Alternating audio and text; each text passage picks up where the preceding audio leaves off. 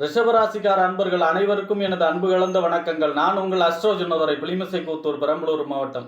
நிகழும் மங்களகரமான குரோதி வருடம் தமிழ் மாதம் பங்குனி மாதம் 15ஆம் நாள் சனிக்கிழமை, அதாவது மார்ச் மாதம் 29ஆம் தேதி சனிக்கிழமை. சனி பகவான் பார்த்தீங்கன்னா கும்பராசியிலிருந்து மீன ராசிக்கு பெயர்ச்சி ஆகிறார். ஒரு ராசியை கடக்கிறதுக்கு சனி 2.5 வருஷம் ஆகும். இப்போ இந்த கும்பராசியை விட்டு மீன ராசிக்கு போகிறாரு. இந்த மீன ராசியில் 2.5 வருஷம் சஞ்சரிக்க போகிறார். இந்த மீன ராசியில் சனி சஞ்சரிப்பதால் ரிஷபராசிக்காரர்கள் ஏற்படக்கூடிய நற்பலன்கள் என்ன, யோகங்கள் என்ன, செய்யக்கூடிய பரிகாரங்கள் என்ன என்பதை பற்றி இந்த காணொலியிலே பார்ப்போம். இது போன்ற தொடர்ந்து ஜோதிட தகவல்களை வரவும் தமிழ் மாத ராசி பலன்களை தெரிந்து கொள்ளவும் நமது சேனல் அஸ்ட்ரோ சின்னதுரை சப்ஸ்கிரைப் செய்து கொள்ளுங்கள், லைக் பண்ணுங்கள், நண்பர்களுக்கு ஷேர் பண்ணுங்கள். பொதுவாக பார்த்தீங்கன்னா சனி தான் ஜாதகத்தில் கர்மகாரகன். கர்மன்னா என்ன? செயல். அதாவது நல்லதோ கெட்டதோ அந்த செயலுக்கு ஏற்றவாறு பலனை அளிப்பவர், அதான் கர்மகாரகன். அதே போல் ஆயுள்காரகன். சுவரின்றி சித்திரம் வரைய முடியாது இல்லையா? அதுபோல் ஒருத்தர் உயிரோடு இருந்தால் தான் அவருக்கு பலனே சொல்ல முடியும். அப்போ அந்த உயிரோடு இருக்கணுமா வேண்டாமானா, எவ்வளோ நாள் இருக்கணும் அப்படிங்கிறத சொல்லக்கூடியவர் சனி, ஆயுள்காரகன் சனி. தொழில்காரகன். இந்த பூமியில் வாழணும் அப்படின்னா ஏதாவது ஒரு தொழில் செய்யணும் இல்லையா? கர்மா செயல் செய்யணும் இல்லையா? அந்த தொழிலுக்கு காரகன் சனி. ஆக அவ்வளோ முக்கியமான கிரகம் ஜோதிட சாஸ்திரத்தில் பார்த்தீங்கன்னா சனி பகவான் தான். அந்த சனி பார்த்தீங்கன்னா ரிஷபராசியை பொறுத்த வரைக்கும் யோக காரகன். ஏன் அப்படின்னா 9க்கும் 10க்கும் உடையவர். 9ஆம் இடம் என்பது தந்தை ஸ்தானம், பாக்கியஸ்தானம், அதிர்ஷ்ட ஸ்தானம், தொலைதூர பயணம், உயர்கல்வி ஸ்தானம். 10ஆம் இடம் என்பது தொழில், புகழ், அந்தஸ்து, கௌரவத்தை சொல்லக்கூடிய இடம். 10ஆம் இடம் தொழில் ஸ்தானம். ஆனால் தொழில் கிரகம் பார்த்தீங்கன்னா சனி. இந்த 9க்கும் 10க்கும் உடையவர் சனி 11ஆம் இடத்துல சஞ்சரிக்க போகிறார். 2.5 வருஷம் 11ஆம் இடத்துல தான் சஞ்சரிக்க போகிறார். 11ஆம் இடம் லாபஸ்தானம், மூத்த சகோதரர் ஸ்தானம், அபிலாஷைகள் பூர்த்தியாகக்கூடிய இடம், நம்ம என்னெல்லாம் நினைக்கிறோமோ அதெல்லாம் நடக்கக்கூடிய இடம். சித்தப்பா ஸ்தானம் 11ஆம் இடம். ஆக இந்த 9க்கும் 10க்கும் உடைய சனி 11ஆம் இடத்துல 2.5 வருஷம் சஞ்சரிக்க போகிறார். அதாவது இந்த சனி பெயர்ச்சியிலே பார்த்தீங்கன்னா ரிஷபராசிக்காரர்களுக்கு தான் சனி பெயர்ச்சி நம்பர் 1. 11ஆம் இடத்துல லாபஸ்தானத்தில் பிரமாதமான பலன்களை தர இருக்கிறார். அதாவது 9, 11 எப்பெல்லாம் சம்மந்தப்படுதோ எதிர்பாராத அதிர்ஷ்டம், எதிர்பாராத தனலாபம், எதிர்பாராத நன்மை, அதே போல் பார்த்திங்கன்னா எதிர்பாராத எல்லா நடக்கக்கூடிய நன்மையான எல்லா, அதாவது இது நடக்குமா அப்படின்னு நினச்சிட்டு அபிலாஷிகள், அதாவது ரொம்ப நாளாக இது நான் இயங்கிக்கிட்டு இருந்த விஷயம்லாம் நடக்கக்கூடிய அமைப்பு. அதுதான் அந்த 9, 11 சம்மந்தப்படும் பொழுது. 10ஆம் இடத்து அதிபதி 11ல் இருக்கார் அப்படின்னா தொழிலில் லாபம். அதாவது செய்யக்கூடிய தொழிலில் இன்ன வரைக்கும் இதாக இருந்தால் கூட இனி மேற்பட்டு தொழிலில் லாபம் ஏற்படக்கூடிய அமைப்பு, தொழிலை விரிவுபடுத்தக்கூடிய அமைப்பு, தொழில் தொடங்கக்கூடிய அமைப்பு. அதே போல் பார்த்திங்கன்னா தொழில் சம்பந்தமான அனைத்து விதமான நன்மைகளும் வாடிக்கையாளருக்கு பெருகக்கூடிய அமைப்பு, அதிலே லாபம் கிடைக்கக்கூடிய அமைப்பு, தொழிலிலே தனக்கு புகழ், அந்தஸ்து, கௌரவம், செல்வாக்கெல்லாம் உயரக்கூடிய அமைப்பு, பதவி கிடைக்கக்கூடிய அமைப்பு, பொறுப்பு கிடைக்கக்கூடிய அமைப்பு, இந்த மாதிரியான யோக பலன்களை சொல்லிக்கிட்டே போகலாம். அனைத்து விதமான நற்பலன்களும் 11ஆம் இடங்கிறது அதுவும் கொஞ்சம் காலம் பார்த்திங்கன்னா சித்திரை மாதம் வரைக்கும் ராகுவோட வேற சேர்ந்து சஞ்சரிக்க போகிறார். அப்போ ராகு எதையுமே விரிவுபடுத்தும். அப்போ மிகப்பெரிய அதிர்ஷ்டங்களை அள்ளித்தரக்கூடிய அமைப்பாக இருக்கும். குரு பெயர்ச்சிக்கு அப்புறம் இன்னும் பிரமாதமாக இருக்கும். அதாவது மே 15க்கு அப்புறம் இதுக்கு இன்னமும் ரிஷபராசிக்காரர்களுக்கு யோககரமான வருடமாக இந்த வருடம் அமையும். இப்போ இந்த 11ஆம் இடத்துல சஞ்சரிக்கக்கூடிய சனி 3வது பார்வை. சனி எப்போவுமே 3 பார்வை இருக்கு இல்லையா? 3, 7, 10 அவர் பார்க்கக்கூடிய பார்வை. சனியுடைய 3வது பார்வையாக உங்கள் ராசியை பார்க்க போகிறார். உங்கள் ராசியை பார்க்கறதுனால ஆரோக்கியத்தில் அக்கறை செலுத்த வேண்டும். அப்பப்போ சின்ன சின்ன பிரச்சனைகள் வரும். ஆரோக்கியத்தில் அக்கறை செலுத்த வேண்டும். சனி எப்போவுமே தாமத கிரகம் இல்லையா? அப்போ நீங்கள் முடிவெடுக்கிறதுல தாமதப்படுத்தக்கூடாது. அதாவது பார்த்திங்கன்னா இது செய்யலாமா வேண்டாமா, நாளைக்கு சொல்கிறேன், இன்றைக்கி சொல்கிறேன், அடுத்த வாரம் சொல்கிறேன், அந்த மாதிரி எந்த ஒரு விஷயத்துலையும் முடிவெடுக்கிறதுல தாமதப்படுத்தக்கூடாது. ஏன்னா சனி தாமத கிரகம். அப்போ ஆரோக்கியத்தில் அக்கறையாக இருக்கணும், முடிவெடுக்கிறதுல தாமதப்படுத்தக்கூடாது. அதே போல் பார்த்திங்கன்னா சில டைம் பார்த்திங்கன்னா மனக்குழப்பம், சோம்பல், பிடிவாதம் இருக்கும். அதெல்லாம் தவிர்க்க வேண்டும் ரிஷபராசிக்காரர்கள். அடுத்ததாக பார்த்திங்கன்னா உங்கள் ராசிக்கு 7வது பார்வையாக 5ஆம் இடத்தை பார்ப்பார். சனியோட 7வது பார்வையாக உங்கள் ராசிக்கு 5ஆம் இடத்தை பார்ப்பார். 5ஆம் இடங்கிறது நான் புத்திரஸ்தானம், புத்தி, சிந்தனை, செயல்திறன்.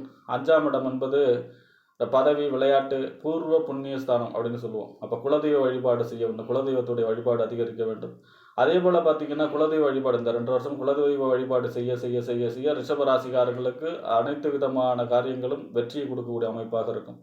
அதே போல் பார்த்திங்கன்னா ஏதாவது ஒரு பதவி, பொறுப்பு கிடைக்கக்கூடிய அமைப்பாக இருக்கும். குழந்தை பிறப்பு, அதாவது கரு உண்டாகக்கூடிய அமைப்பு, இது எல்லாமே மிகச்சிறப்பாக இருக்கும். அதே போல் பார்த்திங்கன்னா 5ஆம் இடங்கிறது நம்மளுடைய சிந்தனை, செயல்திறன். அப்போ அப்படின்னு ஒன்று காதல் ஸ்தானமும் 5ஆம் இடம் தான். அப்போ இந்த 9ஆம் இடத்து அதிபதி 11லிருந்து 7வது பார்வை அஞ்சாம் இடத்தை பார்க்கறதுனால காதல் ஏற்படக்கூடிய அமைப்பு, காதலில் வெற்றி பெறக்கூடிய அமைப்பு, திருமணம் நடக்கக்கூடிய அமைப்பு, சுபகாரியங்கள் எல்லாம் அனைத்தும் நடக்கக்கூடிய அமைப்பாக இந்த 7வது பார்வையாக 5ஆம் இடத்தை பார்ப்பது மிகச்சிறப்பாக இருக்கும். இந்த ராகுகேது பயிற்சிக்கு அப்புறம் மிக அற்புதமாக இருக்கும். அடுத்ததாக பார்த்தீங்கன்னா உங்கள் ராசிக்கு 10வது பார்வையாக, அதாவது சனி 11லிருந்து உங்கள் ராசிக்கு 10வது பார்வையாக 8ஆம் இடத்தை பார்ப்பார்.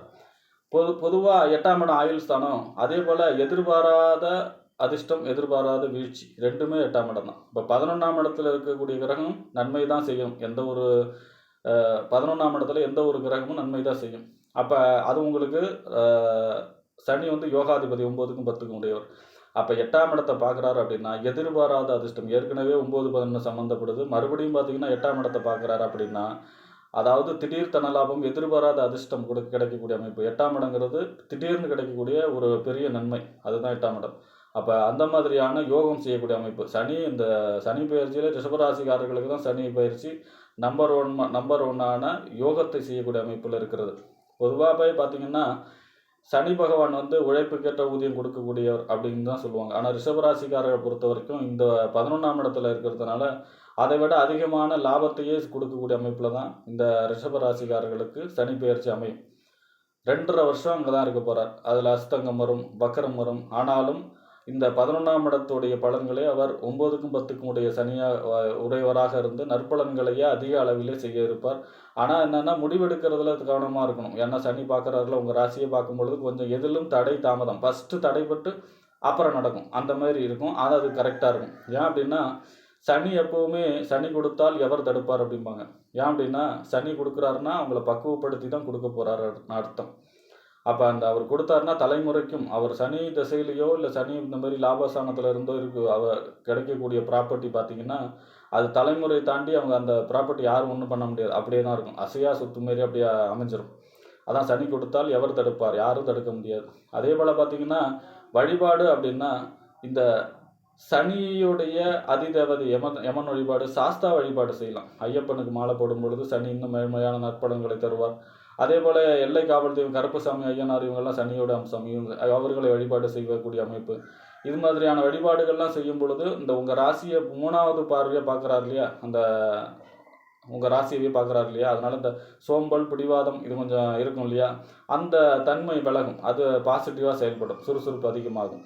அதனால் பார்த்திங்கன்னா தேய்பிரை அஷ்டமி வழிபாடு, பௌர்ணமி முடிஞ்சு 8வது நாள் வரக்கூடிய அஷ்டமி தேய்பிரை அஷ்டமி வழிபாடு, எல்லை காவல் தெய்வம் கருப்பசாமி ஐயனார் வழிபாடு, சாஸ்தா வழிபாடு செய்யும் பொழுது, அதாவது ஐயப்பன் வழிபாடு செய்யும் பொழுது இந்த சனி 11ஆம் இடத்தில் இருக்கக்கூடிய சனி ரிஷபராசிக்காரர்களுக்கு 100% நற்பலன்களை, யோக பலன்களை, அதிர்ஷ்ட பலன்களையே இந்த சனி பெயர்ச்சி ரிஷபராசிக்காரர்களுக்கு தரும். அதுவும் பார்த்திங்கன்னா தசாபுத்தி வலிமையாக இருந்ததுன்னு வச்சுங்க.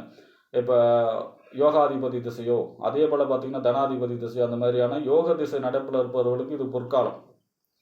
அதே போல் பார்த்திங்கன்னா அவயோக திசை நடந்தாலும் அந்த அவயோக திசையுடைய கெடுபலன்கள் குறைந்து ஒரு நார்மலாக இருக்கக்கூடிய அமைப்பு, அந்த மாதிரியான டைம் தான் ரிஷபராசிக்காரர்களை பொறுத்த வரைக்கும்.